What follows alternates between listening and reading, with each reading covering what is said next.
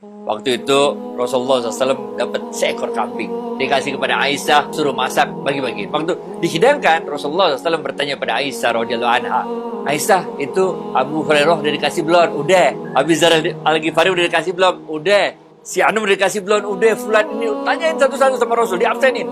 Sampai Aisyah radhiyallahu anha katakan, ya Rasulullah, udah saya bagiin semua, yang sisa tinggal ini. Rasulullah SAW mengatakan, wahai Aisyah, bukan yang ini yang sisa yang udah dibagiin, itulah yang tersisa buat kehidupan kita di akhirat kelak. Kalau yang ini cuma masuk badan kita, keluar jadi kotoran. Rasulullah SAW punya kebiasaan, kalau ada tamunya datang, nanti ditawarin ke sahabat-sahabatnya, ini siapa nih yang mau menjamu dia? Ada seorang sahabat, dia bilang, saya ya Rasulullah. Dibawalah tamunya Rasulullah SAW ini ke rumahnya. Padahal dia belum nelpon bininya nih, belum ada telepon lagi apa gitu. Pokoknya dia yakin aja bahwa tamunya Rasulullah SAW ke rumahnya. Dia bilang, Bin, ini ada tamunya Rasulullah SAW, ayo kita jamu, keluarin makanan. Bininya bilang, bisik-bisik, nggak ada makanan habis. Tinggal segini-gininya nih buat kita sama anak-anak. Suaminya bilang, udah nggak apa-apa, ntar pura-pura minyak habis dah, lampu matiin, kita makan bareng-bareng. Orang Arab makan bareng-bareng kayak ditampah gitu loh. Jadi tangan ketemu tangan. Tapi dia nggak ada yang dia suap. Cuma dia ketemu tangan aja biar kelihatan seakan-akan dia makan. Nah, ini men. Para sahabat adalah orang-orang yang kaya. Sebagian besar sahabat adalah pedagang-pedagang yang sukses. Tapi harta itu nggak ditaruh di dalam hatinya. Harta itu bukan al-hakumut takatsur.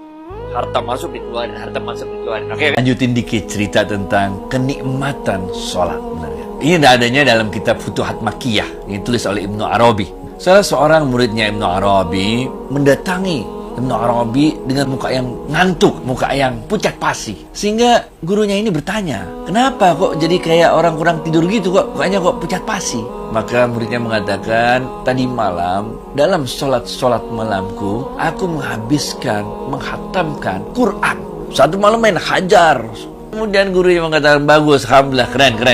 Benar gak? Bisa hatam satu Quran dalam satu malam sholat malam. Kalau gitu, besok cobalah baca lagi Quran itu di dalam sholat malammu. Tapi besok bayangkan engkau membacanya di hadapanku. Jadi kayak kita ujian, benar gak? Kita kalau lagi latihan mah bisa, mungkin ujian kan jadi grogi. Besoknya muridnya lapor lagi, ya guru katanya, aku tidak mampu menghatamkan Quran itu tadi malam. Aku hanya mampu menghatamkan setengah Quran saja. Gurunya mengatakan, bagus. Kalau gitu besok coba engkau baca lagi Quran itu dalam sholat malammu. Bayangkan engkau membacanya di hadapan Rasulullah SAW yang langsung mendapatkan wahyu itu dari Allah.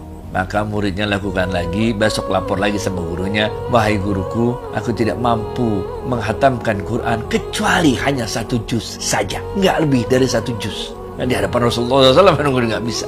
Gurunya tersenyum, bagus kata gurunya. Kalau gitu besok coba engkau baca lagi Quran itu di dalam sholat malammu, dan bayangkanlah engkau membacanya di hadapan Allah. Udah, dia baca lagi. Besoknya dia lapor lagi sama gurunya, guruku, tadi malam aku tidak mampu bahkan untuk menyelesaikan surat Al-Fatihah sekalipun. Aku berhenti pada bacaan Iyyaka na'budu wa iyyaka nasta'in. Nggak bisa maju-maju dari Iyyaka na'budu wa iyyaka nasta'in. Karena hatiku menjerit, rohku menjerit bahwa aku sedang berbohong. Bibirku mengatakan Iyyaka na'budu, wahai Allah, kepadamulah aku menyembah, wa iyyaka nasta'in, dan kepadamu kami minta pertolongan. Padahal aku tahu persis di dalam hatiku ini masih ada yang lain selain Allah. Ini men. Jadi kita kalau udah bayangin sholat, kata per kata yang kita ucapkan itu, lalu kita bayangkan kita lagi berdialog dengan Allah. Setiap kata yang kita ucapkan Allah jawab. Itu Iyyaka na'budu wa iyyaka nasta'in aja berhenti men. Gurunya mengatakan, bagus. Kemudian muridnya ini 3 hari kemudian meninggal dunia. Ini yang namanya khusyuk. Ketika kita udah mampu melakukan sholat dan menghadirkan Allah dalam sholat kita itu, kita benar-benar merasa menjadi kecil sekali. Nggak ada arti apa-apa di hadapan Allah yang Maha Kuasa.